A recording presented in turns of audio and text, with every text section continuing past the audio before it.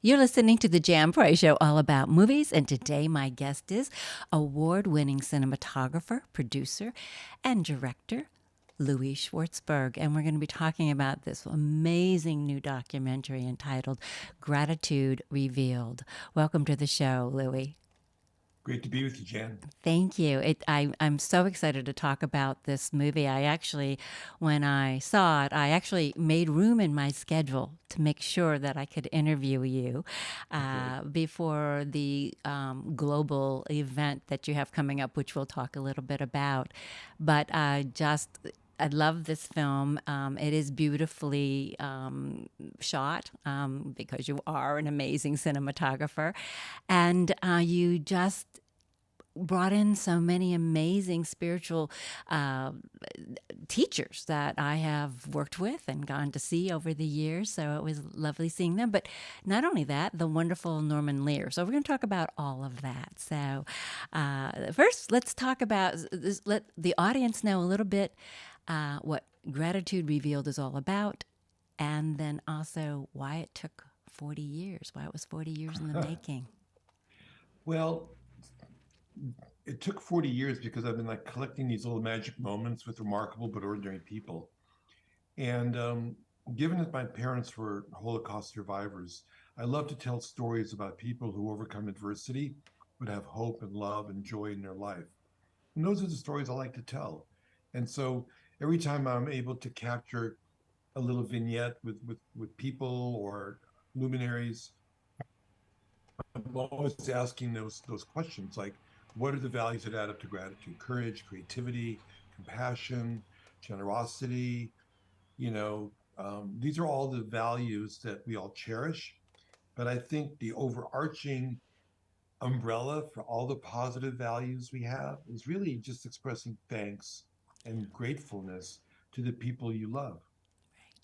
Right, right. It's something, hopefully we don't need to be reminded, but sometimes we do, need to be reminded.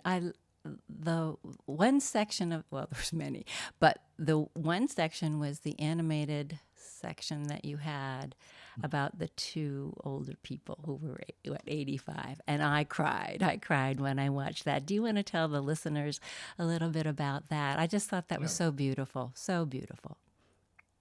So the people that I've interviewed are people who I've either worked with or have known, in the course of my life. Norman Lear going back decades where I've worked together on his Declaration of Independence project, etc. The piece you're talking about is by the poet rapper Inq. And when he did that, when I heard that poem, I cried as well. Hmm. As a matter of fact, I cry every time I see it. Yeah. And it's so moving about this, elderly couple that love each other. And I don't want to, say what happens toward the end, but it just moves you on connecting with the deepest, most powerful, purest form of love, you know, unconditional love. And so when I heard that poem, I wanted to illustrate it. And the only way to really illustrate it was to do animation. And so we created an animation sequence in our movie. I mean, I feel like I'm not stuck to any one genre. Some of it, there's some brief interviews, there's cinema verite, there's montage, there's spoken word. I'm not even sure it's a documentary, to be honest. Um, it's more of a journey, a poem, um, an emotional Yeah. experience that reflects at least the people that have inspired me in my life on what gratitude is all about. Beautiful. Just beautiful. Yeah, you're right. It almost isn't a documentary. It's something even deeper Yeah. and Well, richer. only because doc when you compare my film to other films, documentaries tend to be journalism, and Right. journalism is either investigative journalism, which is like muckraking and negative stories that need to be told, and light needs to be shed upon. And it's not what my films are about. I think my films are more about a celebration of life. Right. And it's weird to be in the same category. It's just, in a way, I think I'm closer to fiction because I'm telling a story than quote unquote nonfiction. It's just that I use nonfiction imagery to tell my story. Beautiful. Just beautiful. let's talk about Norman Lear. You brought him up a little bit earlier. I did also. How did you? You said you worked with him years ago. I mean, here he's now 100. I mean, he's absolutely amazing. Just absolutely amazing. I can't believe he's 100. He's as, I mean, Well, his mind is as sharp as a tack, and he I looks like know he's in he's great a shape. hundred. He's 100, and he's up for an Emmy. I know So it's how many unreal. people can do that? No. So I think Norman and I are kindred spirits. I just think, he's got a great book. His biographical book is like, I'm just another version of you. And Oh, I think I'm just another version of him. I think we're liberal, we're progressive, we're Jewish. I mean, there's a lot to have in common, but I think we both want to make the world a better place. And so the projects that I've worked with Norman, the Declaration of Independence project, we filmed in Philadelphia in Independence Hall, and I did a lot of kind of magical lighting for that.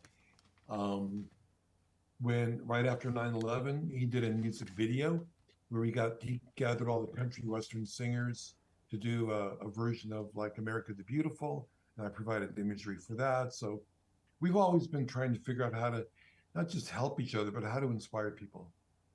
well, obviously he's been a big inspiration throughout his life with all the Yeah, things that he has done, and certainly with your movie, Fantastic Fungi,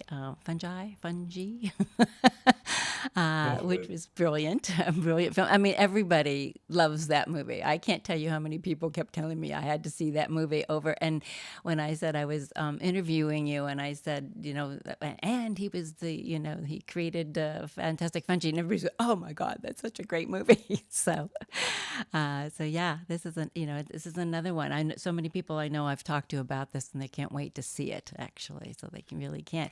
I think I was just going to say there's an interesting connection, I think, between both films because, in a way, Fantastic Fungi was a journey, beneath the ground to learn about nature's wisdom, as well as, showcasing some of the therapeutic, trials that are happening with psychedelics to treat trauma and PTSD. So if that's a journey like beneath the ground, I think Gratitude Revealed is a journey within us, Mhm. a search to get to our soul, to listen to your inner voice, and to be your best friend. Yeah, definitely. Yes. One of the things that I do, and I've been doing this, oh my God, for I don't know, well over 35 years or longer, is before I get out of bed, I say the 5 things I'm grateful for. And as I put my feet on the floor, I go, I am blessed. And that's how I Yeah. start off my day. So it's in that attitude of gratitude. It's the best way to live and be grateful for everything that happens, and also our food. I do bless my Yeah. food, simply, but I do, and I thank it, Yes. So, um, there's so many things to talk about in this movie, but the little girl. Do you know what I'm talking about? Let's Yeah, I talk do. about her. She was just amazing. She was just adorable and profound and beyond her years. She was just, yeah, I was just a light, just this light at what? She's 6. How old is she? About that age, 6, 8. Yeah, 7 or 8, maybe first or second grader. It was like a school on Matinicus Island, which is a little island off the coast of Maine. And the story was really about the teacher. The teacher is a lobster fisherwoman, one of the only female lobster fishermen. And so in the summer, um, you know, uh, catching lobsters. In Mm-hmm. the winter, she teaches children. And so she just happened to be this, one of the kids in the class. And like out of the mouth of babes comes wisdom. It was unexpected. You know, it's a gift, a total gift. Yeah. Yeah. I mean, just again, I was just amazed. Each Yeah. generation, I think is more and more conscious. I think as we Yeah. go forward, and she's Yeah. obviously a very conscious young girl, and I hope she remains conscious as she moves forward in her life. Yeah, So but for her to say what she said to the audience, it's like when you watch TV, it's just pretend, but if you explore, you get more imagination than you already had, and it could lead you to a path. It could be a beach or something, and it could be beautiful. I mean, it's just so simple and Yes, prophetic, and what a wonderful, simple metaphor for how to live your life. exactly. Exactly. She was, I mean, then you kind of went, oh, I'm not going to watch TV anymore. I'm I going to go out more. love the fact she gets the idea. It's just pretend, you know. Yes. Yeah. I thought that was just really amazing. Why do you, I mean, obviously, one of the things you talk about, and I just want to read it very quick, gratitude is a proven pathway back from the disconnection we feel in our lives, disconnection from ourselves, our planet, and each other. Did you feel during the pandemic that that was even that statement was even driven home even more because people felt truly disconnected more during that time, perhaps than any other time in our history, I would say. Yeah, definitely. I mean, I think what happens is these things like, having friends and family over for dinner are things we take for granted, and you don't realize how important they are until they're gone. Right. When the fires happen in California and the sky is no longer blue, you you realize how you took for granted this whole idea about blue skies. So the period we're in right now, there's a lot of despair and disconnection. Right. I think the pandemic certainly, had a lot to do with it, but also we're in this like political, polarized, chaos. We're also dealing with environmental degradation that is finally kind of hitting the tipping point.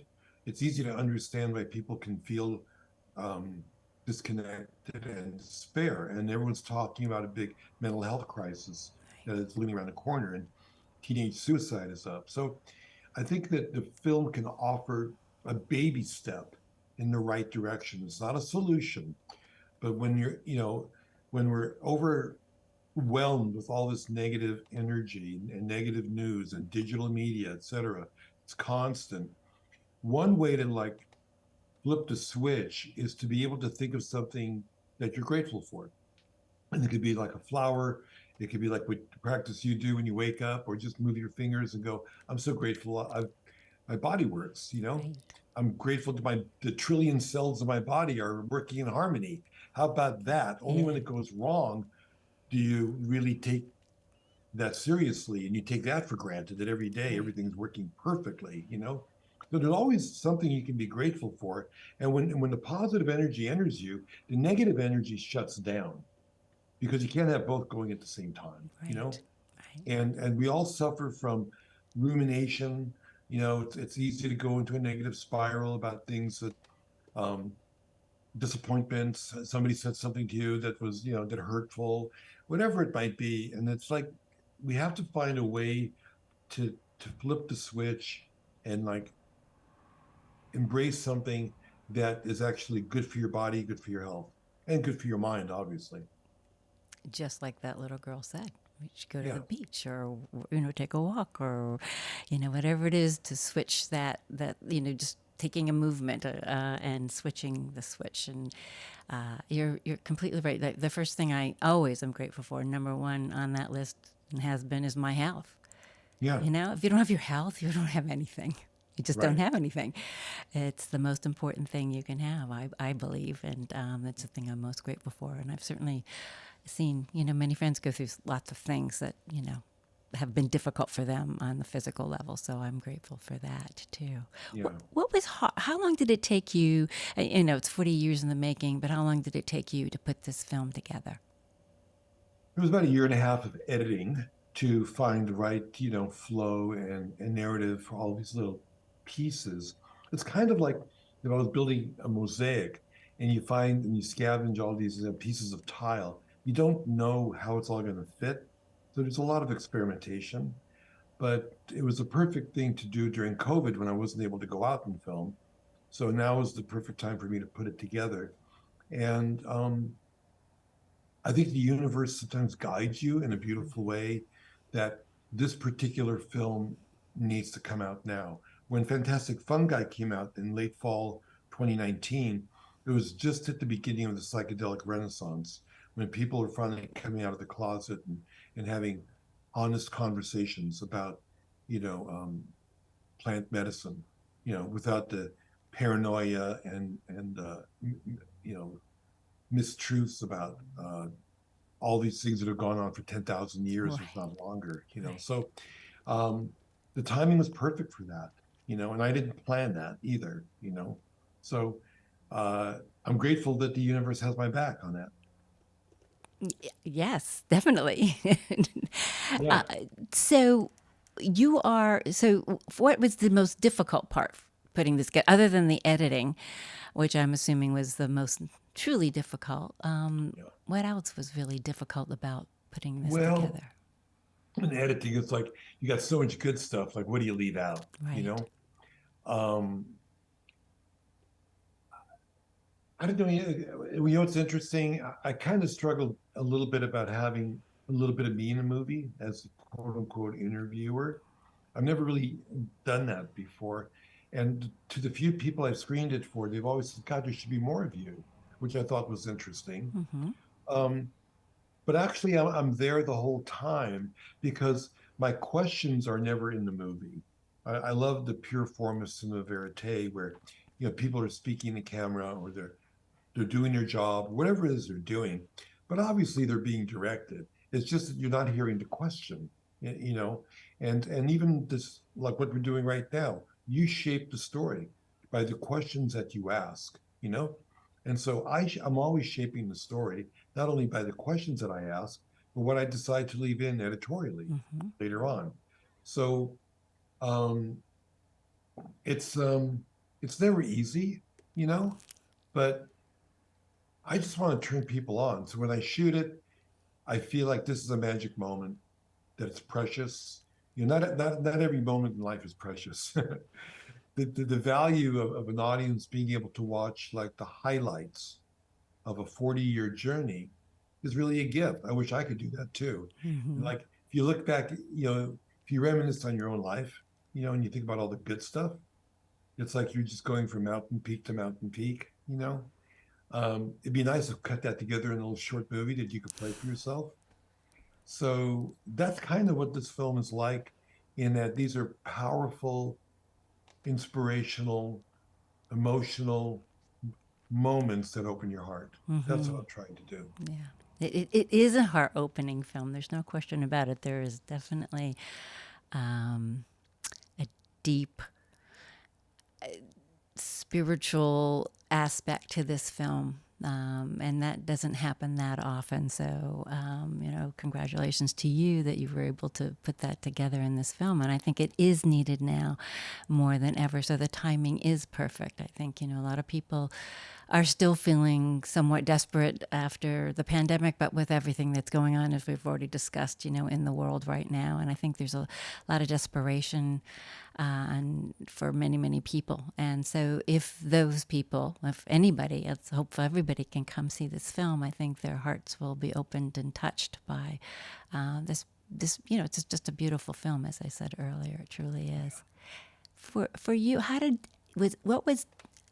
you, you have Michael Beckwith, who I adore, and Lynne Twist, who I've worked with in the past on other projects, Deepak Chopra. You know, I listen to his meditations almost every day. You know, how did you attract these wonderful spiritual leaders into your film? Well, I mean, a lot of them I've met at, you know, like at conferences we've been to where we're all on, you know, speakers, you know. I always find it surprising that I'm considered a thought leader. I'm more of, I think, a healer with my imagery. But these are wonderful people that I get to listen to and get to see back, you know, in the green room, and we connect. And I knew when I wanted to, you know, talk about generosity, there's nobody better than Lynne Twist, you know. Right, right. Yeah. So it was kind of like a natural fit to find the right voice for the right concept. And what I have them do is I have them just set it up, because nobody in the film is prescriptive. Nobody says, here's what you should do. Here's how to live your life. I want people to be able to view the experience and be immersed in it and create their own context. Let their own inner voice tell them, you know, how they want to um, take this in and hopefully have it be something beneficial in their own life. And that is the ultimate spiritual practice when you think about it. We should all have our own quote unquote religion or spiritual practice. We shouldn't all believe the same thing, Right. because that has led to a lot of war and suffering Right. over historically, you know. But you are your own Buddha deep inside. And then I think a lot of times people cry in Fantastic Fungi and Gratitude Revealed. I go, why are you crying at the end of the movie? Like, why are there tears? It's not sad. It's because this overwhelming joy of reconnecting with your soul. It's been so long since I've been there. It's like a homecoming, right? That Mm-hmm. feeling you get when you get back in your own bed, if you've been traveling, or the feeling you get from going to your hometown, even if it's funky. Like I get a warm feeling when I go to Brooklyn, when I look at garbage and fire escapes and brick buildings. It's like weird, like, but I have a warm feeling inside of me. Um, I That's think, interesting. Go on. You yeah, think what? it is. But everyone's hometown, I think we have that feeling, we have pride in our hometown. It's because we came from, and it was your world as a child. Anyways, I think the point being is we all yearn for connection, Yes. connection with each other, and connection deep inside. And as you said earlier, with the iPhones and the computers and everything else, it's separating us more than ever. And it's just how do we trying to turn it off, so we don't have, because we are. I mean, I was walking this morning, and I'm right by a school here, and all the kids were all looking at Yep. their phones. No Right. one was communicating. They were sitting together in groups, but no one was communicating. And I think because of that, people don't know how to communicate anymore. Right. We're losing the art of communication. How do you have a conversation any longer if you're not looking down at your phone? And I know during the pandemic, I kind of became a news junkie. Well, what else were we going to do? And then it was a fascinating time to be a news Yeah. junkie. But then when it was kind of over, I said, okay, I got to divorce myself from this now. I need to move away and not pay as much attention to it. I mean, we're going to get it no matter what, and it's important to know what's going on, but Yeah. can't focus on it because all it can do is No. just drag you down rather than lift you up, unfortunately. So Look, our brain is predisposed to be in that survival mode. And so whether it's a train wreck or a politician, whatever it might be, it's hard not to look. It's hard right, not to pay attention. right. And I'm as much as you, I'm addicted to hearing all the kind of, scandal drama that we're living through right now, Yes. right? Um, but I feel like you need to balance that out with something that this is your life. I mean, do you want to live in that guy's world, or do you want to live in your world? You know, because here's what we're learning, and you're right about kids looking at their phone.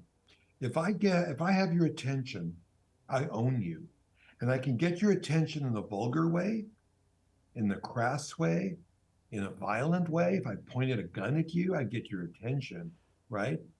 If I have your attention, I have your consciousness, which is why guys like Trump are successful, because they'll say the most outrageous thing against women or people of color, whatever it might be, and you go, "Oh my God!"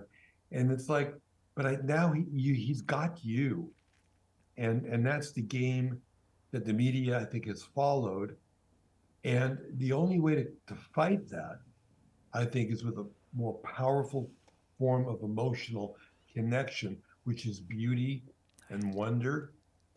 It's not intellectual. It's not like, oh, what he said was illegal, or what he said wasn't right, or what he said wasn't morally correct. That doesn't work. Right.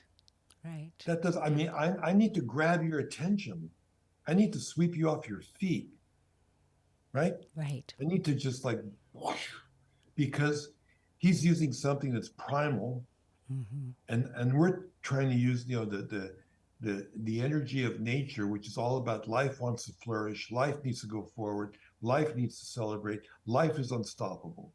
You know, I want to be part of that world. Right. Right. Exactly. Exactly. Oh, I love it. I love what you just said. It's beautiful.